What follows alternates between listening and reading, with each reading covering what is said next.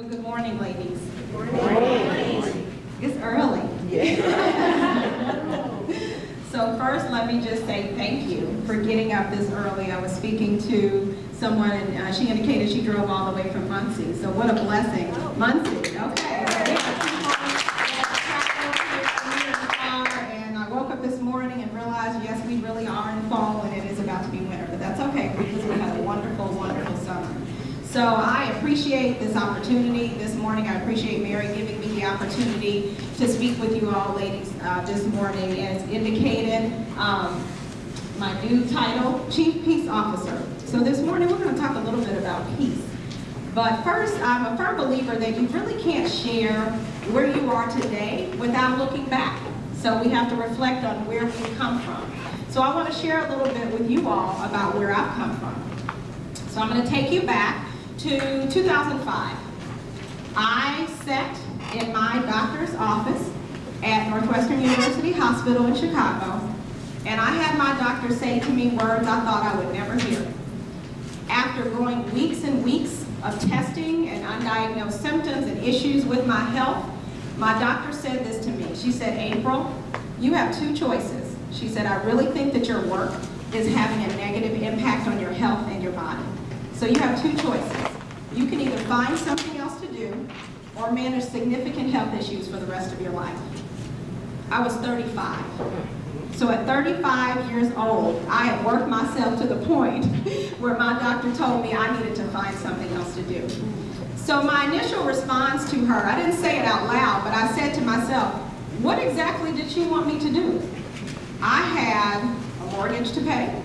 I had a car to pay for, a Mercedes. That's another story for another day. I had student loan payments for all these wonderful degrees that I had. I had family responsibilities to take care of. What did she want me to do? And I remember thinking to myself, well, she's a physician. Maybe she can take care of my bills. She's telling me to leave my job. So as I drove myself home, I just really reflected on that, but it didn't really settle in. I often joke, and thank you now that I feel like this is in the past, that I was one of God's hard-headed little children. So I didn't listen all that well. Despite my doctor saying this to me, I didn't listen. So I rationalized. I said, you know what? This is what I will do. I'm going to hire more people. Okay, I thought that was an intelligent decision.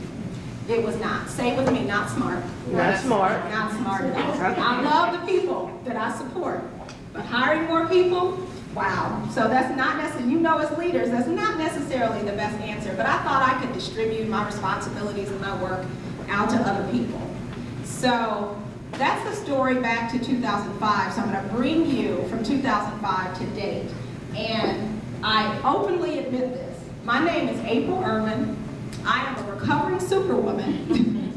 And I am here to share with you about leadership burnout. Because that is where in 2005, in my early career, I found myself burnt out. And which was ridiculous that early in my career to be at that point.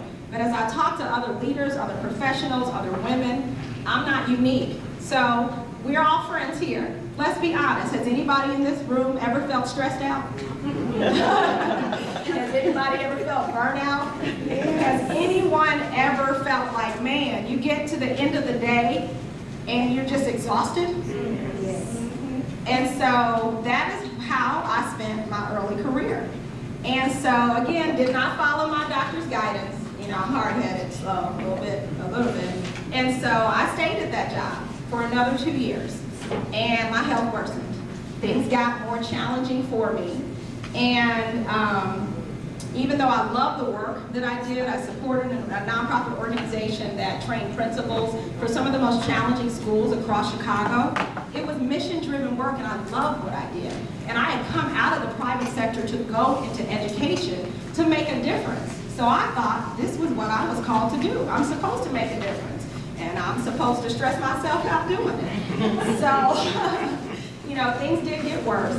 And eventually, at the latter part of that 2 years, I did speak with my boss about taking a leave. I took a 6-week health leave. And we had talked about my transitioning into a different role. And just as an executive director, you know, trying to move at a different level. And so I did take that leave. And I remember I was in Atlanta for a week with a dear friend of mine. And the night before I had to fly back to Chicago, she looked at me and she said, "You don't want to go back, do you?" And I said, "No." But I did not know what to do because, again, I've got a mortgage, I got a Mercedes that should have been gone. It is gone.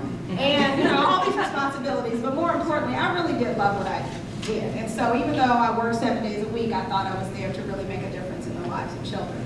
So interestingly enough, when I was flying back to Chicago, I got an email from my boss in New York. And I share this story all the time because I remember waking up. I was on a business trip in New Orleans, and I thought I was in New York. That's how exhausted I was. And I literally remember being in the hotel, looking out the window and going, "This is not New York. This is not New York City." So that's how I spent most of my time. So I spent far too many years spiritually, mentally, and physically depleted and really exhausted from being exhausted. And so it was a combination of issues, both trying to be superwoman at work and trying to be superwoman at home. I did not have my own family yet, but I was the person that was supporting a lot of my family. So that is what I dealt with. So when I flew to New York, I got a surprise. Guess what the surprise was? I was fired. I was fired from that position. So I'm a woman of faith, and I know how that works. When you're hard-headed, it's still going to work out the way God wants it to work out. So I was stunned. I really was stunned. I remember walking down Fifth Avenue like, what? Wait a minute. But the interesting thing is, before I went on my leave, I had just talked to my boss about being promoted to manage other executive directors across the country, or to transition and become a consultant with the organization. So it was stunning to say the least.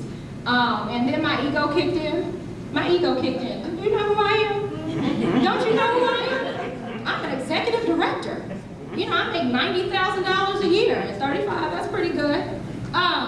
Everybody in Chicago knows me. I'm prominent. The Secretary of Education knows me. Do you know who I am? I went to Northwestern University and I got an MBA from the University of Michigan. And as I walked down Fifth Avenue, none of that got my job back. So, those are all wonderful accolades, and I'm so very grateful for it. But it happened for a reason.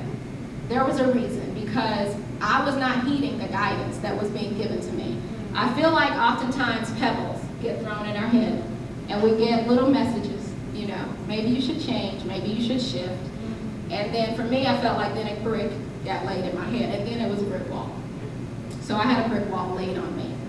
But the beautiful thing about that brick wall is that it blessed me tremendously, because I had the opportunity now to stop. And I love that the minister had us breathe. I had a chance to stop and breathe, to rest, reflect, and rejuvenate myself after years of exhaustion. And I know 35 is young, but I'm a high achiever, so I did a lot in those 35 years. But that was my brick wall moment. And the beauty of it is that it birthed me into my purpose. To understand that, yes, we can be leaders, we can lead in our organizations, we can lead in the church, we can lead in community organizations, but we are not supposed to sacrifice ourselves to do that. And what I know as women, and I'm sure you will agree with me, there is something innate in us about being caretakers. We can take care of everybody around us, but guess who doesn't get taken care of? Ourselves. Amen. Us. I don't know what's wrong with it. We're going to fix that. But we're the ones that often, we will put ourselves last. And I know any mothers in here, my beautiful mothers here, thank you. Any mothers in here know that you will put your children before yourself. You will put your husband before yourself. You will put your job before yourself. You will put so many things before yourself. And then what happens, and then we're left with nothing, left over for ourselves. And so that is the journey at a very young age. I feel grateful to have learned that lesson and journey at a very young age. But then coming out of that position again, it just birthed me into my purpose to help leaders understand, to help women understand, we are not to live stressful, chaotic, unhealthy lives. We have been called to live peaceful, healthy, balanced lives. And I know that may sound like a foreign concept, but that is what we're supposed to do. And so the reality is the level of stress that and women, we are superwomen. We really can do a lot. But I share with my ministry clients, I have a theme. Superwoman is a myth. She doesn't exist. She does not exist. She exists on the outside, but she really is a myth.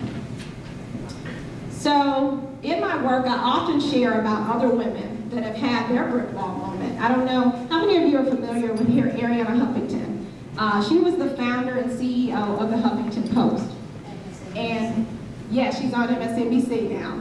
And she has a whole new mission for her life, but before, she was the CEO of the Huffington Post, and she had her own brick wall moment. She shares about this in her book, Thrive. So she was working consistently, 15-hour days, traveling the world, not spending any time with her daughters, and her brick wall moment came when she was in her office, and she was so tired that she fell and hit her head at the end of her desk, and she woke up in a pool of her own blood. Yeah. That's graphic, but that was her reality check. And she knew she had to change immediately. So she started implementing changes in her personal life and her professional life. Personally, she set boundaries. Anybody know that word? Can we say the word boundaries? Boundaries. I'm also going to, can we say the word no? That is the tiniest word in existence and so hard to say. But Ariana Huffington started saying no. So she let her staff know that no emails after, I think, 6 or 7. She took all of her technology out of her bedroom because bedrooms are for sleeping and for resting, not for, I move my phone out and then I get up in the morning and check it anyway in the kitchen, but that's okay, it's not in the bedroom. But she moved all her technology out of her bedroom, and then at work, she started making changes, setting boundaries with the teams that were leading other teams in her organization. And one of the favorite things that she did at the Huffington Post, she set up nap rooms. Nap rooms. And I joke often with my 5-year-old nephew, I will say to him, Kendra, do you want to take a nap? And he'll go, And I'm thinking, child, you just don't even know what you're missing out on. Because naps are the best thing in the world. So she set up nap rooms. She really shifted the whole culture of her organization. And my thought process is, if a CEO of a global corporation can make that kind of change, we are the CEOs in our lives. So we need to be able to make that kind of change as well. Research indicates that we spend 90,000 hours over our lifetime with the people we work with. 90,000 hours. So when you think about the fact that we spend that much time with the people that we work with, shouldn't we enjoy the people that we work with? And shouldn't we enjoy the places that we work? And so with that, keeping that in mind, that's why for my work, the work that I do with leaders is very much focused on creating healthy, sustainable cultures.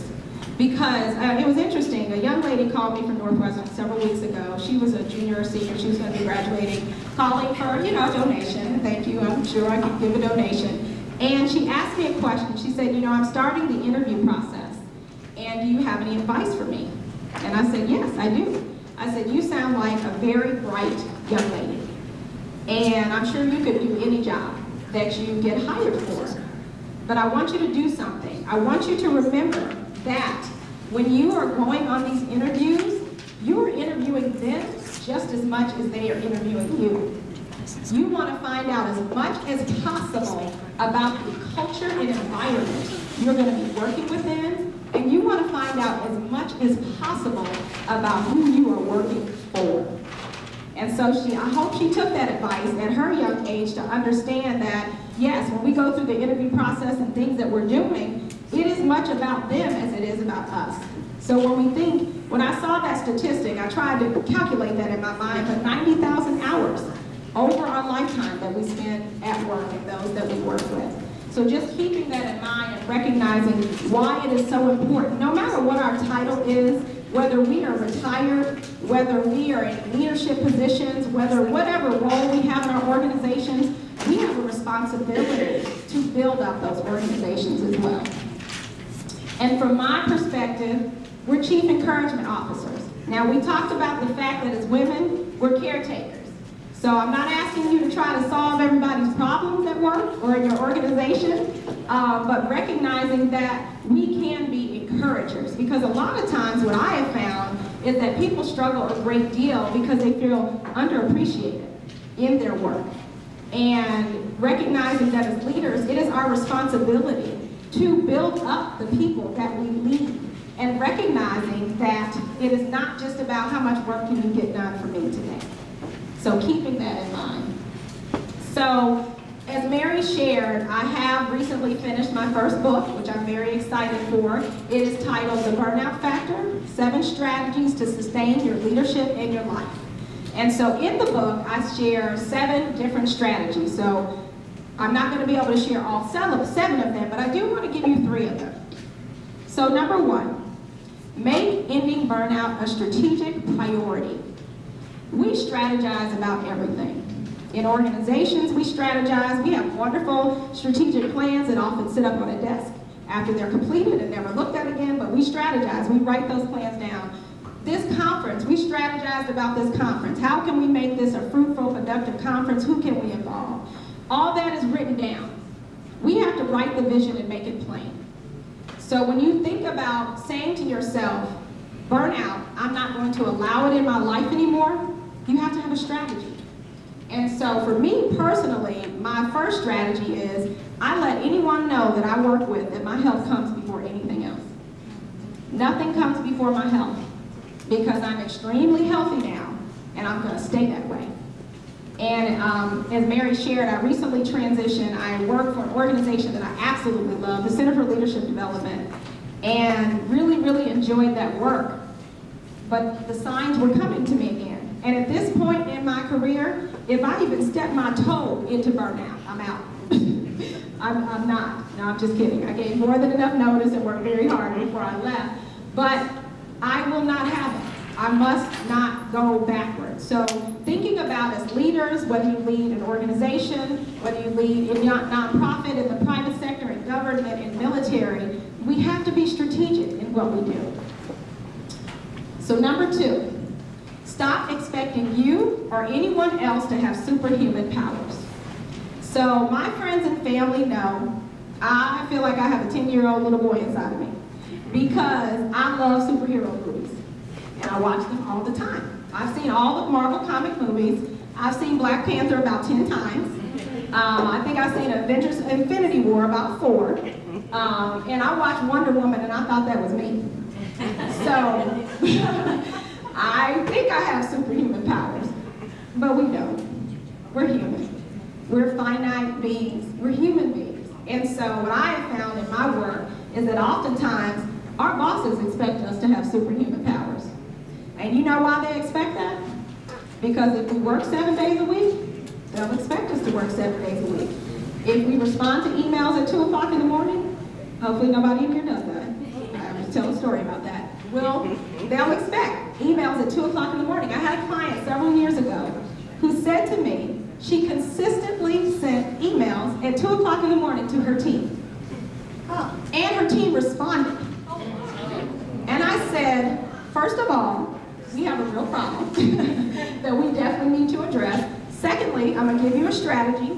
If you personally need to write that email at 2, write it. Don't send it till 9. Because you're teaching your staff how to, they're emulating you. So you know that as leaders, as mothers, as individuals, we're emulated. Other people look up to us and they're just going to do exactly what we do. So again, as much as I love all my Marvel comic movies and probably will see Black Panther again, I'm not Superman. I'm not, bless you, I'm not Wonder Woman. You're welcome. I'm not Wonder Woman, and we're not Wonder Women. We're just beautiful women. We're just beautiful women that have been gifted in some beautiful ways, and if we can get to a point of saying that word, what did we say earlier? What's our favorite word? No. If we can get to the point of saying no, we can achieve more balance in our personal and professional lives. So number 3, this is work that I do with the clients that I work with. Conduct an organizational health assessment. And so initially when I said that, I got some stares at me. Like, what do you mean? Organizational health assessment. We do assessments, we do academic assessments, because you need to test the health of your organization. You need to speak to the people that work for you. You need to allow people to be heard. And from my perspective, we can do this at work and we can do this at home. Because the reality is, professional bleeds into personal, and personal bleeds into professional. So whatever we do at work, we do at home. Whatever we do at home, we do at work. So when you think about the fact that we spend 90,000 hours with those that we work with, the opportunity to really step back and reflect and assess the health of our organizations is extremely important. So those are just 3 of the 7 strategies that I lay out in the book, The Burnout Factor. And my personal mission, as much as earlier I talked about, I was an executive director, and I used to, when that firing happened, I thought to myself, wait a minute, I'm not an executive director, I'm not a managing principal, I'm not an investment banker, who am I? If I didn't have those titles, who am I? And you know what I came up with? I'm enough. I'm enough. I don't have to have a title, I don't have to have a salary, I don't have to have a ridiculous car. I'm enough, just who I am. And so I will share, though, this is my favorite title in my career, is Chief Peace Officer. Because I know my purpose now is to bring peace to chaos, and to bring healing and balance to individuals and to organizations, and helping organizations and leaders move from chaos to calm, from exhaustion to rejuvenation, and from burnout to professional and personal sustainability. So that is my purpose. That is what I am trying to spread out in the world. And again, as Mary shared in my bio, it is about prompting a paradigm shift, because I've definitely seen the opposite, but this is my goal for the work that I do now.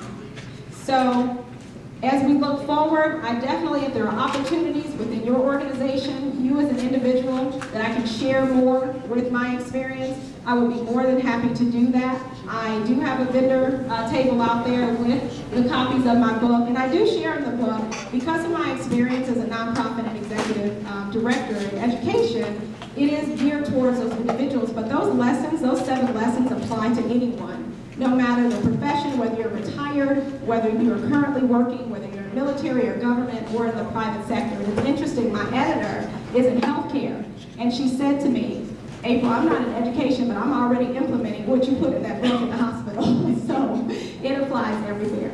So I appreciate the opportunity again just to speak to you ladies this morning. This has definitely been a blessing, and I hope that I've been able to share something with you that bless you as well. Thank you.